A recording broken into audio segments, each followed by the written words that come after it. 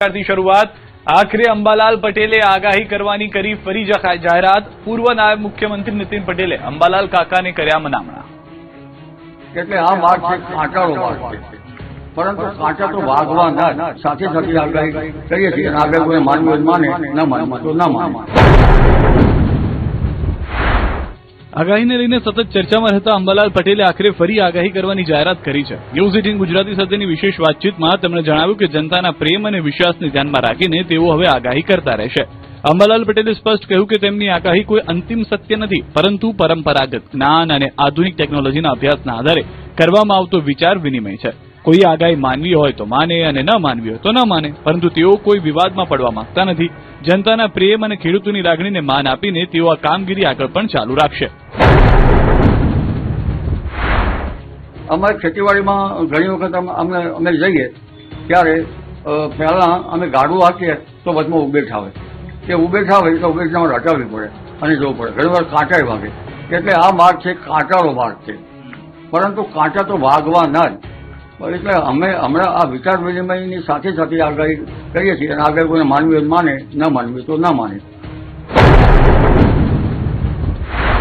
આ દરમિયાન પૂર્વ નાયબ મુખ્યમંત્રી નીતિન પટેલે પણ જણાવ્યું કે લોકો અને ખાસ કરીને ખેડૂતોની લાગણીને ધ્યાનમાં રાખીને અંબાલાલ પટેલ ફરી આગાહી કરવા માટે સંમત થયા છે। તેમના જણાવ્યા મુજબ અંબાલાલ કાકાએ હવે નિયમિત રીતે આગાહી કરતા રહેવાની વાત સ્વીકારી છે। અંબાલાલભાઈને વ્યક્તિગત ફોન કરીને આગ્રહ કરેલો કે તમે તમારું નિવેદન પરત લો અને આગાહી કરવાનું ચાલુ રાખો। ખેડૂતોની પણ લાગણી છે અને મને આનંદ છે કે એમણે ખેડૂતોની લાગણીને માગણીને માન આપી, મીડિયાના આગ્રહને માન આપી ગઈકાલે રાત્રે એમને જે નિવેદન નહીં કરું એ નિવેદન પાછું ખેંચ્યું છે અને આગાહી કરવાની એમણે ચાલુ રાખવાનું નિવેદન કર્યું છે।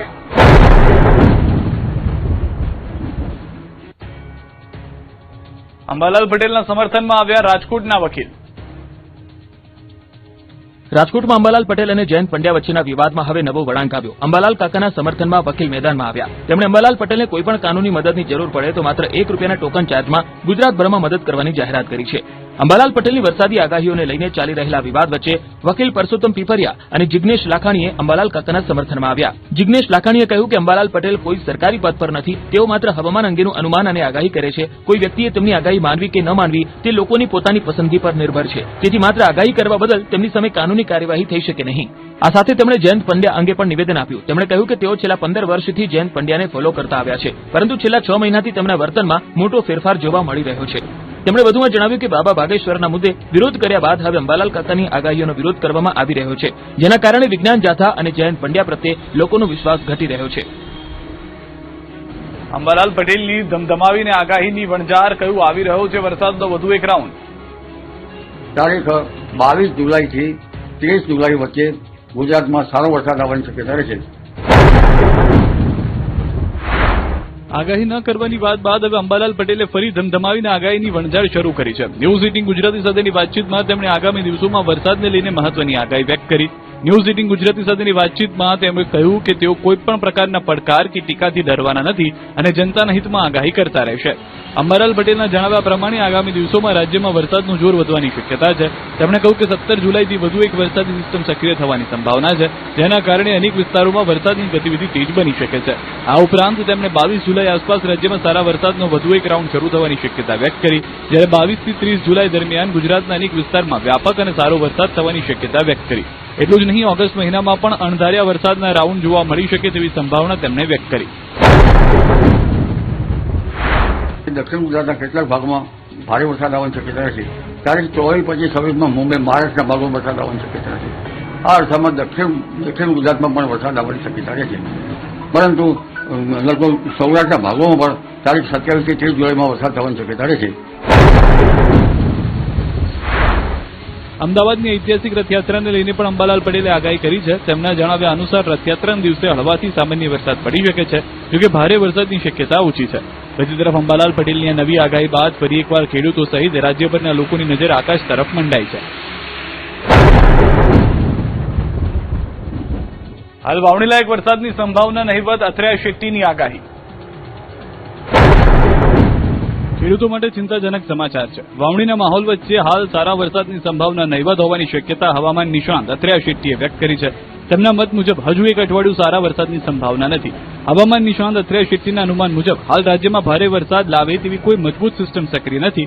ઉત્તર ગુજરાતમાં સર્જાયેલા સાયક્લોનિક સર્ક્યુલેશનના કારણે કેટલાક વિસ્તારોમાં હળવો વરસાદ થવાની શક્યતા છે, પરંતુ વ્યાપક વરસાદની સંભાવના ઓછી છે.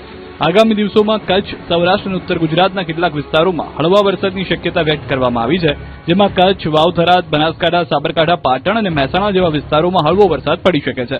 આ ઉપરાંત મોરબી, જામનગર, દ્વારકા, જૂનાગઢ, ભાવનગર અને ગીર સોમનાથમાં પણ છૂટાછવાયા વરસાદની શક્યતા છે. જોકે રાજ્યના કેટલાક વિસ્તારોમાં વરસાદની અછતને કારણે ખેડૂતો ચિંતામાં છે. ખાસ કરીને કચ્છ, પશ્ચિમ સૌરાષ્ટ્ર અને ઉત્તર ગુજરાતમાં અત્યાર સુધી ઓછો વરસાદ નોંધાયો છે. હવે ખેડૂતોની નજર આગામી વરસાદી સિસ્ટમ પર ટેકેલી છે, જેથી ખેતીની જરૂરી પાણી મળી શકે. 7 દિવસ સારા વરસાદ માટે જોવી પડશે હવામાન વિભાગની આગાહી. ગુજરાતમાં વરસાદની રાહ હજુ યથાવત છે. રાજ્યના અનેક વિસ્તારોમાં મેઘરાજાએ વિરામ લીધો છે, ત્યારે હવામાન વિભાગે આગામી દિવસોની વરસાદની સ્થિતિને લઈને નવી આગાહી જાહેર કરી છે. વિભાગના જણાવ્યા મુજબ હાલ કોઈ મજબૂત વરસાદી સિસ્ટમ સક્રિય ન હોવાથી 20 જુલાઈ સુધી રાજ્યમાં ભારે વરસાદની શક્યતા નથી. વિભાગની આગાહી મુજબ આગામી 2 દિવસ દરમિયાન દક્ષિણ ગુજરાતના કેટલાક જિલ્લાઓમાં વરસાદી માહોલ જોવા મળી શકે છે, જ્યારે 16 જુલાઈથી ઉત્તર ગુજરાતમાં પણ વરસાદની ગતિવિધિ શરૂ થવાની શક્યતા વ્યક્ત કરવામાં આવી છે. અમદાવાદ જિલ્લામાં પણ 16 જુલાઈના રોજ સામાન્ય વરસાદ પડી શકે તેવી આગાહી કરવામાં આવી છે. આગામી 20 જુલાઈ સુધી રાજ્યમાં ભારે વરસાદની સંભાવના નથી. આ સમયગાળા દરમિયાન મોટાભાગના વિસ્તારોમાં હળવાથી મધ્યમ વરસાદ નોંધાઈ શકે છે. आने वाला अगले 7 दिन के लिए 20 जुलाई तक इसमें हल्का से मध्यम बरसात का संभावना रहेगा अलग अलग स्थानों में. मेनली अभी जो अगले 2 दिन तो दक्षिण गुजरात की जो जिलाएं हैं इसमें बारिश रहेगा हल्का से मध्यम बरसात. उसके आगे 16 तारीख से लेकर उत्तरीय जिला में भी हल्का से मध्यम बरसात का संभावना रहेगी. વરસાદની સાથે રાજ્યના અનેક વિસ્તારોમાં 25 થી 35 કિલોમીટર પ્રતિ કલાકની ઝડપે પવન ફૂંકાઈ શકે છે, જેના કારણે વાતાવરણમાં ઠંડકનો અનુભવ થશે, પરંતુ ભારે વરસાદ જેવી સ્થિતિ સર્જાય તેવી શક્યતા હાલ દેખાતી નથી. રાજ્યમાં અત્યાર સુધીના વરસાદના આંકડા પણ ચિંતાજનક છે. અત્યાર સુધી ગુજરાતના સરેરાશ માત્ર 6.5 ઇંચ વરસાદ નોંધાયો છે, જ્યારે આ સમયગાળા સુધી સામાન્ય રીતે આશરે 8.68 ઇંચ વરસાદ થવો જોઈએ. એટલે કે રાજ્યમાં અત્યાર સુધી સરેરાશ કરતાં લગભગ 25% ઓછો વરસાદ નોંધાયો છે. ખેડૂતો સહિત સૌની નજર હવે આગામી વરસાદી સિસ્ટમ પર ટેકેલી છે, કારણ કે સારા વરસાદની ખેતી અને જળાશયોની સ્થિતિ માટે આગામી દિવસો ખૂબ જ મહત્વપૂર્ણ સાબિત થઈ શકે છે. વડોદરામાં તંત્રના પાપે મહિલા અને બાળકને મળી સજા. વડોદરાના તંત્રના પાપે મહિલા અને બાળકને અકસ્માત નડ્યો. જુઓ, મહિલા સ્કૂટર પર પોતાના બાળક સાથે જઈ રહી છે. અચાનક તે સ્ટીયરિંગ પરથી કાબુ ગુમાવે છે. બાળક દિવાલ સાથે અથડાય છે અને મહિલા પાણી ભરેલા ખાડામાં પડે છે. દ્રશ્યો વડોદરાના આજવા રોડ પર આવેલા લકુલીશ નગરના છે. અહીં મહિલાને અકસ્માત નડ્યો. રસ્તા પર કિચડ હોવાથી મહિલા સાવધાનીથી સ્કૂટર ચલાવી રહી હતી. મહિલાને એવું થયું કે જેટલો સારો રસ્તો છે ત્યાંથી આરામથી પસાર થઈ જઈએ, પરંતુ અહીં રસ્તામાં કાદવ નહીં પરંતુ કાદવમાં રસ્તો હોય તેવા દ્રશ્યો છે. કાદવના કારણે મહિલાએ સ્ટીયરિંગ પરથી કાબુ ગુમાવ્યો અને મહિલા અને બાળક બંને પટકાયા અને બંને ઇજાગ્રસ્ત થયા. બાળક તો થોડીવાર માટે ઊભો જ ન થઈ શક્યો. આ દ્રશ્યો સામે આવ્યા બાદ સ્થાનિકોમાં રોષ ફેલાયો. સદનસીબે દુર્ઘટનામાં કોઈ જાનહાની થઈ નથી, પરંતુ જો જાનહાની થઈ હોત તો તેની જવાબદારી શું કોર્પોરેશન લેત? સ્થાનિકોએ સારા રસ્તાની માંગણી કરી છે. ગીરમાં સિંહના આટાફેરા, એક સાથે 11 સિંહનું ટોળું જોવા મળ્યું. ગીર અને આસપાસના વિસ્તારોમાં સિંહોની અવરજવર સતત વધી રહી છે. 2 અલગ અલગ વિસ્તારોમાંથી એવા દ્રશ્યો સામે આવ્યા છે, જે એક તરફ રોમાંચક છે તો બીજી તરફ ચિંતાજનક પણ છે. ગીર સોમનાથમાં એક સાથે 11 સિંહો રસ્તા પર મોર્નિંગ વોક કરતા જોવા મળ્યા, જ્યારે અમરેલીના રાજુલા તાલુકામાં શિકારની શોધમાં 3 સિંહો ગામમાં ઘૂસી આવ્યા હતા. સૌપ્રથમ વાત કરીએ ગીર સોમનાથની, જ્યાં જામવાળા તાળાળા રોડ પર વહેલી સવારે એક સાથે 11 સિંહનું ટોળું રસ્તા પર જોવા મળ્યું. સિંહની સિંઘમ ચાલ અને મોર્નિંગ વોકના દ્રશ્યો સોશિયલ મીડિયા પર વાયરલ થયા છે. સિંહનું ટોળું રસ્તા પર આવી જતા થોડા સમય માટે વાહનોના પૈડા થંભી ગયા હતા. વાહન ચાલકોએ સલામત અંતર જાળવીને આ અદભુત દ્રશ્યો પોતાના મોબાઈલ કેમેરામાં કેદ કર્યા. બીજી તરફ અમરેલી જિલ્લાના રાજુલા તાલુકાના મોટા આગારિયા ગામમાં શિકારની શોધમાં 3 સિંહો ઘૂસી આવ્યા. ગામની બજારમાં ફરતા સિંહનો જોઈ એક શ્વાન અને એક આંખલો જીવ બચાવવા માટે ઊભી પૂંછડીએ દોડ્યા. સીસીટીવીમાં કેદ થયેલા દ્રશ્યોમાં શ્વાન અને સિંહ વચ્ચે થોડી ક્ષણો સુધી જાણે જીવલેણ પીછો જોવા મળ્યો. લાંબા સમય સુધી ગામમાં આટાફેરા માર્યા બાદ પણ સિંહોને કોઈ શિકાર ન મળ્યો. ગીર અને આસપાસના પંથકમાં સિંહોની વધતી અવરજવર વન્યજીવની સમૃદ્ધિ દર્શાવે છે, પરંતુ સાથે જ માનવ વસાહતોની નજીક સિંહોના પ્રવેશથી સ્થાનિકોમાં ફફડાટ પણ છે. સકરબાગમાં વાઘની પજવણી ભારે પડી, 2 આરોપી દબોચાયા. જુઓ આ બે દ્રશ્યો. આ એ જ શખ્સો છે જેણે જૂનાગઢના સક્કરબાગ ઝૂમાં નિયમો તોડ્યા હતા. સક્કરબાગ ઝૂમાં વાઘની પજવણીનો વિડીયો સામે આવ્યા બાદ હવે મોટી કાર્યવાહી કરવામાં આવી. વાઘના પાંજરામાં કાપડ ફેંકી તેને હેરાન કરનારા બે શખ્સોને ઝૂ તંત્રએ ઝડપી લીધા છે અને માફી મંગાવી. સક્કરબાગ ઝૂમાં વાઘની પજવણીની ઘટના સામે આવ્યા બાદ ઝૂ તંત્ર એક્શન મોડમાં આવ્યું. ઘટનાનો વિડીયો સામે આવ્યા બાદ પ્રાણી સંગ્રહાલય અને નેત્રમ શાખાના સીસીટીવી કેમેરાની મદદથી તપાસ શરૂ કરાઈ. તપાસ દરમિયાન રાજકોટના બોડી ગોળી વિસ્તારના બે શખ્સોની સંડોવણી સામે આવી અને ગણતરીના કલાકોમાં ઝૂ તંત્રની ટીમે દેવા શિરોડિયા અને બાબુલાલ શિરોડિયા નામના શખ્સોને ઝડપી લીધા. તેની આ કરતૂત બદલ માફી મંગાવી. સક્કરબાગમાં ફરવા ગયા હતા, કપડું નાખીને વાઘને હેરાન કર્યો. પ્રાણીઓને ખોટું ખાવાનું કે પ્રાણીઓને ખોટા હેરાન કરતો નહીં. ગત 12 જુલાઈએ વાઘના પાંજરામાં કપડું ફેંકી બંનેએ વાઘને ઉશ્કેરવાનું કામ કર્યું હતું.